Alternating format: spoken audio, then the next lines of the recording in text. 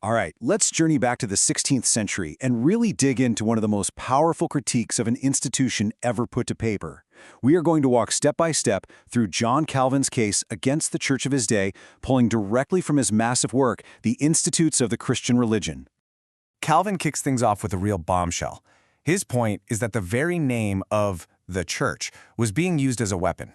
It was this title that was supposed to command respect and silence any questions, even while the institution itself, from his perspective, had become totally corrupt. He basically saw a system hiding behind its own famous name. So, here's how we're going to break down his whole argument. First, we'll look at who was actually leading the church. Then, we'll see how they even got that power in the first place. After that, you guessed it, we follow the money. Then we'll see how the actual job of being a pastor was just abandoned. And finally, we land on Calvin's absolutely damning conclusion. Okay, so Calvin's first target? The leadership. He goes right for the top, the bishops. He argues that there was a complete crisis of character, a kind of deep moral and intellectual rot that had set in at the highest levels. Now, Calvin's strategy here is just devastatingly simple. He takes the church's own ancient standards, their own rulebook, and just holds it up against the reality he was seeing. Where there was supposed to be deep religious learning, he found lawyers who knew their way around a courtroom, but not around Scripture. Where there should have been piety, he found, open vice. And believe me, he does not speak in generalities. He gets shockingly specific. We're talking about bishops who are known drunkards, gamblers, and get this, boys who were barely 10 years old being put in charge. For Calvin, this wasn't just a few bad apples. It was a sign that the entire system was broken. The qualifications for the job had become completely disconnected from the job itself. Which leads to the obvious next question, right? If the leaders are this bad, how on earth are they getting these jobs in the first place? And Calvin's answer is that the entire appointment process had been completely hijacked. And that brings us to his second major point. The people, the actual church members, had been totally cut out of the loop.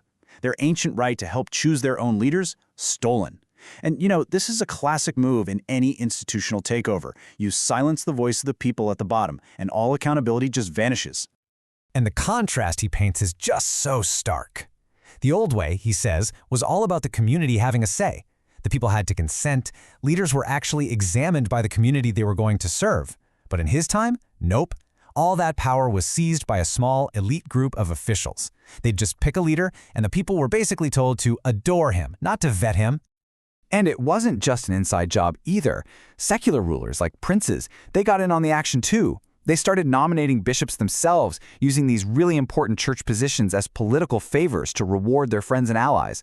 The voice of the congregation was just totally drowned out. Okay, so we have unqualified leaders who are appointed through a corrupt process. And what happens when accountability is gone? Well, often the mission gets replaced with a different motive. And that brings us to the next pillar of Calvin's argument, following the money into a system of massive financial abuse. To really get the corruption here, you have to understand this one word, benefice. Now, it was supposed to be a church office that came with an income, to support a pastor. But by Calvin's day, he says, it had become nothing more than a financial prize.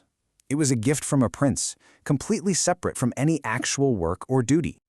I mean, this is just a staggering claim. Simony, that's the buying and selling of church offices. Calvin is saying that it had basically become standard operating procedure, that for every 100 church jobs given out, maybe one was given out for the right reasons. The rest, he argues, were bought and paid for with money, political favors, or straight-up family connections. And look, this corruption had a very real human cost. Take the office of the deacon. It was created for one specific reason, to distribute church money to the poor. But Calvin says it had become just an empty ceremonial title. The money that was meant for the neediest people was being siphoned off, turning a ministry of charity into what he flat-out calls sacrilegious plundering. So with corrupt leaders in charge and money as the main objective, what do you think happens to the actual work of being a pastor? Well, according to Calvin, it gets completely abandoned. This is the tragic but inevitable result. When an institution loses its way, the people it's supposed to be serving always pay the price. Think about this for a second. It wasn't uncommon for one single person to hold the titles and collect the paychecks for 5, 6, even 7 different churches. I mean, how can one person possibly care for 7 different communities at once? The answer is obvious. They can't. And they didn't. Calvin just calls it a monstrous abuse. And to show this wasn't some new problem, Calvin actually quotes a pope from centuries earlier. The point is so powerful. The world was full of people with the title of priest, but you could hardly find anyone actually doing the work of a pastor. They were happy to collect a paycheck, but they'd abandoned the job. So what work was being left undone? Oh, just the absolute core of the entire ministry. Preaching, spiritual guidance, administering the sacraments, just generally caring for people. All of these essential duties were just cast aside in favor of collecting money and living the high life at court. So after laying out all this evidence, the corrupt leaders, the stolen elections, the financial plundering, and the abandoned duties, Calvin is ready to bring his case to its absolutely devastating conclusion. This might be his most famous and most damning line of all. He isn't just saying the church has a few problems. He's comparing the entire institution to a den of thieves, a place of lawless, shameless crime. For him, the rot wasn't just in a few spots, it was total. So his final verdict is this: the institution has lost its very form, its shape. It doesn't even resemble the church that was originally founded or the one practiced by the early believers. It's just devolved into this formless chaos, a system that serves itself, not God and not the people. And that really leaves us with a timeless and pretty challenging question, doesn't it? Calvin's critique was aimed at one specific institution 500 years ago, but the challenge he raises is universal. At what point does an organization's fancy title no longer match what it's actually doing? And what are the warning signs we should look for when an institution we trust, whether it's religious, political, or even corporate, is just coasting on the glory of its name, while betraying the very reason it was created?